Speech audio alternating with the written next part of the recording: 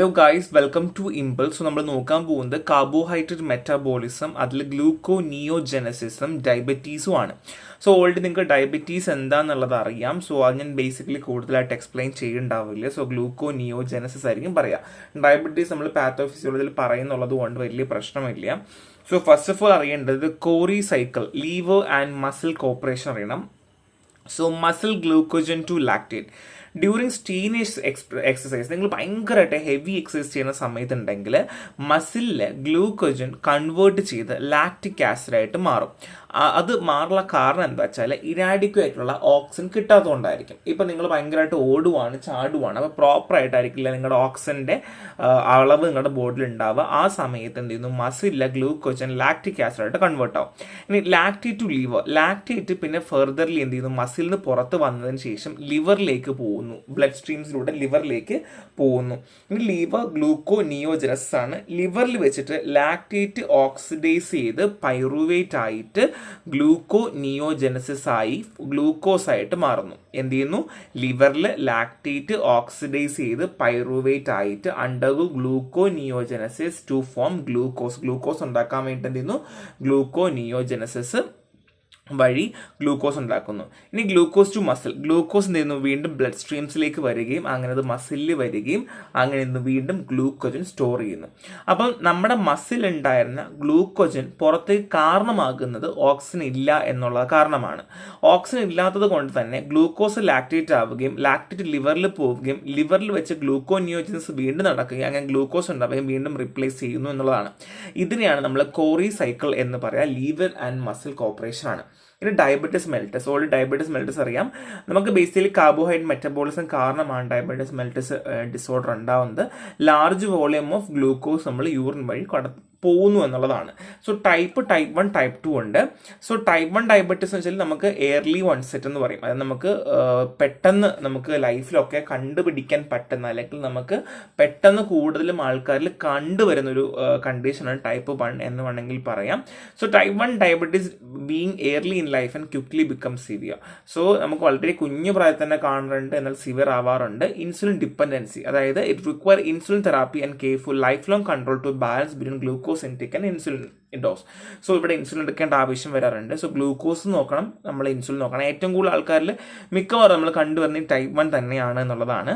Auto immune nature, type 1 diabetes often result of N auto immune destruction of insulin producing beta cell. നമ്മുടെ പാൻക്രിയാസിലുള്ള beta സെല്ലിന്റെ destruction കാരണം ആണ് എന്നാണ് diabetes 1 പറയപ്പെടുന്നത്. അപ്പോൾ ഇയർലി വൺസെറ്റ് ആണ്, ഇൻസുലിൻ ആവശ്യമായിട്ട് വരുന്നു, ഓട്ടോഇമ്യൂൺ നേച്ചറാണ്. ടൈപ്പ് 2 ആണെങ്കിൽ ഗ്രാജുവലി ആണ്, സ്ലോലി ആയിരിക്കും ഡെവലപ്പ് ചെയ്യുക. നിങ്ങൾ പ്രായമായതിനു ശേഷം അല്ലെങ്കിൽ ഒരു പ്രായമൊക്കെ ആകുമ്പോഴേക്കും ഉണ്ടാവുക. ഇവിടെ ഇൻസുലിൻ റെസിസ്റ്റൻ്റ് ആണ്. നിങ്ങളുടെ ബോഡിയിൽ ഇൻസുലിൻ ഉണ്ടായിരിക്കും, പക്ഷെ ഇത് റെസിസ്റ്റ് ചെയ്യുന്നു എന്നുള്ളതാണ്, അല്ലെങ്കിൽ സെക്രീഷൻ്റെ അളവ് കുറയുക എന്നുള്ളത് തന്നെയായിരിക്കും. അല്ലെങ്കിൽ ഇൻസുലിനോട് ബോഡിക്ക് റെസിസ്റ്റൻസ് കാണിക്കുക. മാനേജ് ചെയ്യുന്നത് ലൈഫ് സ്റ്റൈൽ, പിന്നെ ഓറൽ മെഡിക്കേഷൻ, ഇൻസുലിൻ എടുക്കേണ്ട ആവശ്യമില്ല, ഗുളിക കൊണ്ട് കഴിച്ച് തന്നെ നമുക്ക് മാറ്റാനായിട്ട് പറ്റും. സിംറ്റം പോളിഡിപ്സി, അതായത് നമുക്ക് വെള്ളം ഒരുപാട് കുടിക്കാനായിട്ട് തോന്നും, പോളിയൂറിയ, ഫ്രീക്വൻ്റ് മൂത്രം ഒഴിക്കാൻ തോന്നും, പോളിഫാഗിയ, ഫുഡ് ലോസ് ഉണ്ടാവും. അപ്പം നിങ്ങൾ ശരിക്കും പോളിഫാഗിയ പറഞ്ഞില്ലേ, എക്സ്ട്രാ അപ്പറ്റിന് ഉണ്ടാവില്ലേ, കൂടുതൽ ഫുഡ് എടുക്കുമെന്ന് പറഞ്ഞില്ലേ, എന്നാൽ തന്നെയും ഡയബറ്റീസ് ഉള്ളത് കൊണ്ട് തന്നെ വെയിറ്റ് കുറയും ചെയ്യും കേട്ടോ. ഇത്രയും കാര്യങ്ങളാണ് ഉള്ളത്. So metabolic consequence of diabetes ആണ് ഹൈപ്പർ ഗ്ലൈസീമിയ, അറിയാലോ അല്ലേ. ഹൈപ്പർ ഗ്ലൈസീമിയ അളവ് കൂടുക, like 500 ml/100 ml blood glucose level കൂടുക. ഗ്ലൂക്കോസ് യൂറിയ, അത് ഗ്ലൂക്കോസ് യൂറിനിൽ ഉണ്ടാവുക എന്നുള്ളതാണ്. കീറ്റോസിസ്, അതെന്താണ്, കീറ്റോൺ ബോഡീസുകളുടെ അക്യൂമുലേഷൻ ആണ്. ഇൻകംപ്ലീറ്റ് ഫാറ്റ് മെറ്റബോളിസം കാരണം. അതിറോസ്ക്ലെറോസിസ് അറിയാലോ, ബ്ലഡ് വെസൽസിനിടയിൽ നമുക്ക് എന്ത് ചെയ്യുന്നു, ലിപ്പിഡ്സിന്റെ ഡെപ്പോസിഷൻ ആണ്. ഈ കാര്യങ്ങളൊക്കെ നമ്മൾ പാത്തോഫിസിയോളജി പഠിച്ചതാണ്. അപ്പോൾ അതുകൊണ്ട് വലിയ പാടുള്ള സംഭവമൊന്നുമല്ല. So next one is glucose tolerance test. So നമ്മൾ ഗ്ലൂക്കോസ് ടോളറൻസ് ടെസ്റ്റ് എന്താ ചെയ്യുന്നത്, ഡയബറ്റീസ് ഉണ്ടോ ഇല്ലെന്ന് അറിയുന്നതാണ്. The first one is preparation. നമ്മൾ എന്ത് ചെയ്യണം, പേഷ്യനോട് പറയണം, നിങ്ങൾ 8 മുതൽ 14 മണിക്കൂർ ഒരു ആഹാരം കഴിക്കാതിരിക്കുക എന്ന് പറയണം. അതിനുശേഷം ഗ്ലൂക്കോസ് അഡ്മിനിസ്ട്രേഷൻ, പേഷ്യന്റിനോട് ഗ്ലൂക്കോസിന്റെ സൊല്യൂഷൻ 5 മിനിറ്റിനുള്ളിൽ തന്നെ കുടിക്കാൻ പറയുക. പേഷ്യന്റ് വന്നു കഴിഞ്ഞാൽ, ടെസ്റ്റ് വന്നു കഴിഞ്ഞാൽ 5 മിനിറ്റിനുള്ളിൽ ഗ്ലൂക്കോസിന്റെ വെള്ളം കുടിക്കാൻ പറയുക. ബ്ലഡ് സാമ്പിൾ എടുക്കുക. അതിനുശേഷം എന്ത് ചെയ്യുക, നമ്മൾ ഓരോ സ്പെസിഫിക് ഇന്റർവെല്ലായിരിക്കും എടുക്കുക. അതായത് ഇപ്പോൾ എക്സാമ്പിൾ പറയുവാണെങ്കിൽ, നിങ്ങൾ വന്നു കഴിഞ്ഞാൽ നിങ്ങളെ കൊണ്ട് ഞാൻ 5 മിനിറ്റ് കൊണ്ട് ഫുൾ ഗ്ലൂക്കോസ് വെള്ളം കുടിപ്പിച്ചിട്ട് നിങ്ങളെ ബോഡിയിൽ നിന്ന് ഓരോ 10 മിനിറ്റ് അല്ലെങ്കിൽ അരമണിക്കൂർ കൂടുമ്പോൾ ഞാൻ ബ്ലഡ് എടുത്തുകൊണ്ടേയിരിക്കും. എന്നിട്ട് ഞാൻ ഡയഗ്നോസ് ചെയ്യും, നിങ്ങൾക്ക് ഗ്ലൂക്കോസിനോട് ടോളറൻസ് കാണിക്കുന്നുണ്ടോ, നിങ്ങൾ ഡയബറ്റിക് ആണോ, നിങ്ങളെ ബോഡിക്ക് എലിമിനേറ്റ് ചെയ്ത് കളയാൻ പറ്റുന്നുണ്ടോ, നിങ്ങളെ ബോഡിയിലുള്ള ഗ്ലൂക്കോസിന് അളവ് കൂട്ടുന്നുണ്ടോ, അങ്ങനെയുള്ള അനാലിസിസ് ഒക്കെ ചെയ്യാൻ പറ്റുന്ന ടെസ്റ്റാണ് ഗ്ലൂക്കോസ് ടോളറൻസ് ടെസ്റ്റ് എന്ന് പറഞ്ഞാൽ. ഇനി ഇത് ഗ്ലൂക്കോസ് ടോളറൻസ് ടെസ്റ്റിന്റെ റിസൾട്ട് വെച്ചിട്ടുള്ള കാര്യങ്ങളാണ്. സോ അതൊരു ഇമ്പോർട്ടൻ്റ് അല്ല, നിങ്ങൾ നോക്കി മാത്രം വെച്ചാൽ മതി. വലിയ ഇമ്പോർട്ടൻറ്റോ അല്ലെങ്കിൽ അത്ര വലിയ ഇമ്പോർട്ടൻ്റ് കാര്യങ്ങളൊന്നും അല്ല. സോ റെഗുലേഷൻ ഓഫ് ഗ്ലൂക്കോനിയോജനസ്, നമ്മൾ ഗ്ലൂക്കോനിയോജനസ് പറഞ്ഞല്ലേ. സോ ലിവറിൽ പോകുന്ന കാര്യങ്ങളൊക്കെ പറഞ്ഞു, നമുക്ക് റെഗുലേറ്റ് ചെയ്യാൻ പറ്റുമോ? പറ്റും. ഗ്ലൂക്കോഗൺ സിഗ്നലിംഗ്, അതായത് glucagon stimulates gluconeogenesis through change in allosteric effect. So എന്താണ് അലോസ്ട്രിക് എഫക്ട് നിങ്ങൾക്ക് അറിയാം.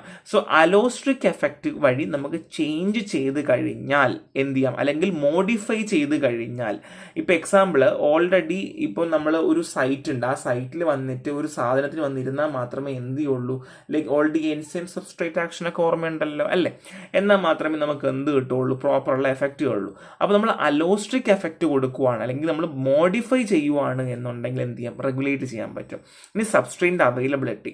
സോ പേര് പറയുന്ന പോലെ സബ്സ്ട്രെയിൻ്റെ അവൈലബിലിറ്റിയിൽ ലാക്ക് ചെയ്യുന്നു, അതായത് അവൈലബിലിറ്റി ഓഫ് ഗ്ലൂക്കോനിയോജനിക് പ്രിക്വേഴ്സർ, ഗ്ലൂക്കോജിയോനിക് അമിനോ ആസിഡ് ഒക്കെ ആണെന്നുണ്ടെങ്കിൽ എന്ത് ചെയ്യുന്നു, ഗ്ലൂക്കോനിയോജനസിനെ അഫക്റ്റ് ചെയ്യാം.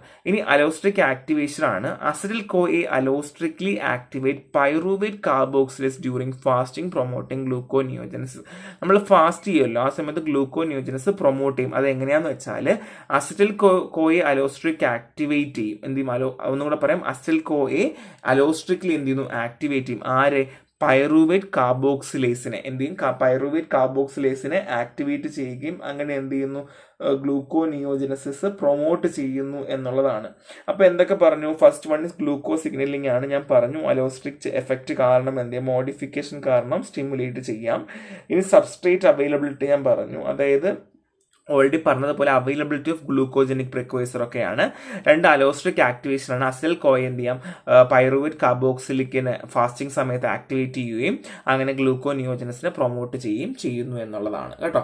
സോ നെക്സ്റ്റ് വൺ ഈസ് ഗ്ലൂക്കജൻ ആണ്. സ്ട്രക്ചർ ഫംഗ്ഷൻ ആണ്. ഗ്ലൂക്കജൻ എന്ന് വെച്ചാൽ ഒരു ബ്രാഞ്ച് ഓഫ് പോളിമർ ആണ്. ആൽഫ-D glucose with ആൽഫ-1,4 primarily linkage at ആൽഫ-1,6 branch linkage every 8 to 10 residues. So ഇത് അറ്റ്ലീസ്റ്റ് നിങ്ങൾക്ക് പഠിക്കാൻ ഇത് ഓർമ്മയില്ല എന്നുണ്ടെങ്കിൽ ഗ്ലൂക്കോജൻ ഒരു ബ്രാഞ്ച്ഡ് പോളിമർ ആണ് എന്ന് മനസ്സിലാക്കുക. ആൽഫ-D ഗ്ലൂക്കോസ് വരെയെങ്കിലും എഴുതി വെക്കുക. അതിനുശേഷം എന്ത് ചെയ്യുക, വിത്ത് ആൽഫ-1,4 primary linkage and ആൽഫ-1,6 branch linkage എന്നും കൂടെ എഴുതുക. And every N10 residues. So ഇത് ഇമ്പോർട്ടൻ്റ് ആണ്, ഡെഫിനേഷൻ എങ്കിലും അറ്റ്ലീസ്റ്റ് പഠിക്കാൻ നോക്കുക. സ്ട്രക്ചർ ആണ്. സോ സ്റ്റോറേജ് പറയുവാണെങ്കിൽ സ്കെലറ്റൽ മസിലാണ് ഉണ്ടാവുക, ലീവറിൽ ഉണ്ടാവും. ഫംഗ്ഷൻ പറയുവാണെങ്കിൽ muscle ഗ്ലൂക്കോജൻ serves as A fuel reserve of ATP synthesis. ATP സിന്തസിന് നമുക്കൊരു ഫ്യൂവൽ റിസർവ് ആയിട്ട് എന്ത് ചെയ്യാറുണ്ട്, അഫക്റ്റ് ചെയ്യാറുണ്ട് എന്നുള്ളതാണ്. Liver glycogen maintain blood glucose level especially during fasting. നമ്മൾ ഫാസ്റ്റിംഗ് ഒക്കെ ചെയ്യുമ്പോൾ നമ്മുടെ ബ്ലഡ് ഗ്ലൂക്കോസ് ലെവലൊക്കെ മെയിൻറ്റെയിൻ ചെയ്യാൻ വേണ്ടി ലിവർ ഹെൽപ്പ് ചെയ്യുന്നു. ആ സമയത്ത് നമുക്ക് എന്തുണ്ട്, ഈ ഫംഗ്ഷനിൽ ഒരുപാട് ഹെൽപ്പ് ചെയ്യുന്നു എന്നുള്ളതാണ് കേട്ടോ. So glycogen. സോ എന്താണ് glycogenesis? So glycogen phosphorylation. So glycogen is convert to glucose 6 phosphate by hexokinase or glucokinase. So നമ്മളിത് ഓൾറെഡി പറഞ്ഞ കാര്യമാണ്. So glycogenesis. Okay, so basically വീണ്ടും ഞാൻ റിപ്പീറ്റ് ചെയ്യുന്നില്ല. First one is glucose phosphorylation ആണ്. രണ്ട് glucose 1 phosphate formation ആണ്.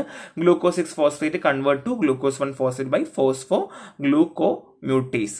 പിന്നെ UDP ഗ്ലൂക്കോസ് ആക്ടിവേഷൻ ആണ്. Glucose 1 phosphate activate to UDP glucose using UTP. അപ്പോൾ ഫസ്റ്റ് ഓഫ് ഓൾ എന്താണ്, ഗ്ലൂക്കോസ് ഫോസ്ഫോറിലേഷൻ കഴിഞ്ഞു. രണ്ട് ഗ്ലൂക്കോസ് 1 ഫോസ്ഫേറ്റ് ഫോർമേഷൻ ആണ്. ഗ്ലൂക്കോസ് 6 ഫോസ്ഫേറ്റ് കൺവേർട്ട് ചെയ്യും എങ്ങനെ, to glucose 1 phosphate by phosphoglucomutase. പിന്നെ UDP ഗ്ലൂക്കോസ് ആക്ടിവേഷൻ ആണ്. ഗ്ലൂക്കോസ് 1 ഫോസ്ഫേറ്റ് ആക്ടിവേറ്റ് ചെയ്യും എന്ത് ചെയ്യും, to UDP glucose using UTP. പിന്നെ ചെയിൻ എലോങ്ങേഷൻ ആൻഡ് ബ്രാഞ്ചിങ് ആണ്. ഗ്ലൂക്കോജൻ സിന്തേസും ബ്രാഞ്ചിങ് എൻസൈം ബിൽഡപ്പ് ചെയ്ത് ഗ്ലൂക്കോജൻ സ്ട്രക്ചർ ഫോം ചെയ്യുന്നു എന്നുള്ളതാണ്. ഇങ്ങനെയാണ് എന്ത് നടക്കുന്ന, ഗ്ലൂക്കോജന്റെ ബയോസിനസ് അല്ലെങ്കിൽ ഗ്ലൂക്കോജനസ് നടക്കുക. അറ്റ്ലീസ്റ്റ് ഇതിന്റെ മേജർ പോയിന്റ്സ് എങ്കിലും പഠിച്ചു വെക്കുക. ബാക്കി നമുക്ക് എങ്ങനെയെങ്കിലും ഇലാബറേറ്റ് വെക്കാനായിട്ട് പറ്റും എന്നുള്ളതാണ്. ഇനി ഗ്ലൂക്കോജൻ ഡീഗ്രഡേഷൻ, ഗ്ലൂക്കോജനോലൈസിസ് എങ്ങനെ നടക്കുന്നു? ആദ്യം chain shortening, glucose phosphorylase cleavage, ആൽഫ-1,4 bond releasing glycogen 1 phosphate. First one എന്താണ്, ക്ലീവേജ് നടക്കുന്നു. ക്ലീവേജ് എന്ന് വെച്ചാൽ ബ്രേക്ക് ചെയ്യുന്നു, പൊട്ടിപ്പോകുന്നു.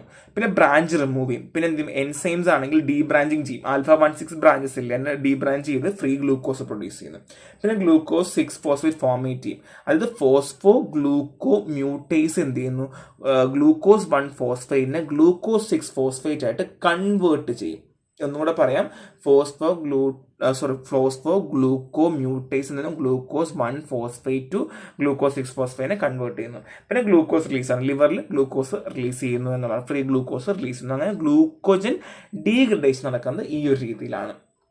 So next one is lysosomal glycogen degradation. Lysosome കാരണം എന്ത് ചെയ്യും? നമുക്ക് ഗ്ലൂക്കോസ് ഡീഗ്രേഡ് ചെയ്യാം. സോ കണ്ടിന്യൂസ് പ്രോസസ് ആണ്. A small amount of glycogen is continuously degrade by ലൈസോം.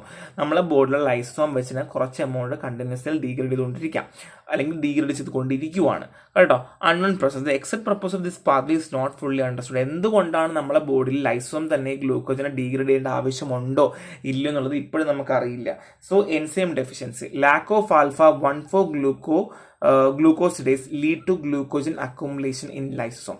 So lack of α1 കേട്ടോ, ഇവിടെ ശ്രദ്ധിക്കണേ, ലാക്ക് ഓഫ് α1,4 glucosidase ആണെന്നുണ്ടെങ്കിൽ എന്ത് ചെയ്യുന്നു? ഗ്ലൂക്കോജൻ എന്ത് ചെയ്യുന്നു? ലൈസോമിൽ അക്യുമുലേറ്റ് ചെയ്യാം. അപ്പൊ എൻസൈം ലാക്ക് ചെയ്യുവാണെങ്കിൽ, എൻസൈം കുറവാണെങ്കിൽ എന്ത് ചെയ്യാം? ഗ്ലൂക്കോജൻ ലൈസോമിൽ പോയിട്ട് അക്യുമുലേറ്റ് ചെയ്യാം. നെക്സ്റ്റ് പോം ഡിസീസ് ആണ്. Deficiency of this enzyme result in glycogen storage disease type 2. അതായത് നമ്മുടെ ഈ പോം ഡിസീസ് എന്ന് വെച്ചാൽ ബേസിക്കലി എൻസൈംസിന്റെ ഡെഫിഷ്യൻസി കാരണം ഗ്ലൂക്കോജൻ സ്റ്റോറേജ് ഡിസീസ് ടൈപ്പ് 2 അല്ലെങ്കിൽ പോം ഡിസീസിനെയാണ് നമ്മൾ എന്ത് പറയുക? പോം ഡിസീസ് ടൈപ്പ് 2 അല്ലെങ്കിൽ ഗ്ലൂക്കോജൻ സ്റ്റോറേജ് ഡിസീസ് ടൈപ്പ് 2 ആണ് പോം ഡിസീസ് എന്ന് പറയുന്നത്. മേ ബി 2 മാർക്കിനൊക്കെ വേണമെങ്കിൽ ചോദിക്കാം എന്നുള്ളതാണ്. സോ ഇച്ചിരി കൺഫ്യൂസിങ് ആണ്, പക്ഷെ പഠിച്ചാൽ മാർക്ക് ഉറപ്പിക്കാൻ പറ്റുന്നൊരു ഭാഗമാണ്. സോ ഡയബറ്റീസ് ടൈപ്പ് 1 ടൈപ്പ് 2 ഉണ്ടെന്ന് മനസ്സിലാക്കുക. ലൈസോമൽ ഗ്ലൂക്കോജൻ ഡീഗ്രഡേഷൻ നടക്കുന്നു. ഗ്ലൂക്കോജൻ ഡീഗ്രഡേഷൻ എങ്ങനെയാണ്? ചെയിൻ ഷോർട്ടിങ്, ബ്രാഞ്ച് റിമൂവിങ്, പിന്നെ ഫർദർലി ഫ്രീ ഗ്ലൂക്കോസ് ലെവൽ. ഇനി ഗ്ലൂക്കോജൻ ബയോസിന്തസിസ് ആണ്. ഇവിടെ എങ്ങനെയാ പറഞ്ഞത്? നമ്മൾ ഇവിടെ ബേസിക്കലി സിന്തസിസ് ആണ്. എൻസൈംസ് കാരണം ഗ്ലൂക്കോജൻ സ്ട്രക്ചർ ബിൽഡപ്പ് ചെയ്യുന്നു, അതാണ് first one. So glycogen phosphorylation, one phosphate formation, UDP glycogen activation and chain elongation and branching ആണ്. സോ ഗ്ലൂക്കോജന്റെ സ്ട്രക്ചർ അറിയാലോ, അത് പഠിച്ചാൽ മാത്രമേ ബാക്കി നമുക്ക് അങ്ങോട്ട് പറയാൻ പറ്റുള്ളൂ. റെഗുലേഷൻ അറിയാലോ, എങ്ങനെയൊക്കെ റെഗുലേറ്റ് ചെയ്യുന്നു? ഗ്ലൂക്കോജൻ സിഗ്നൽ ചെയ്യാം, സബ്സ്ട്രേറ്റ് അവൈലബിലിറ്റി ആൻഡ് അലോസ്റ്റിക് ആക്ടിവേഷൻ ആണ്. സോ ഒരു സിമ്പിൾ ചാപ്റ്റർ ആണ്, അധികമൊന്നും ഇല്ല, നിങ്ങൾക്ക് പഠിക്കാന്നുള്ളതേ ഉള്ളൂ. ഈ കോറി സൈക്കിൾ പഠിച്ചു വെക്കുക. It's very very important. So next കാണാം. Thank U.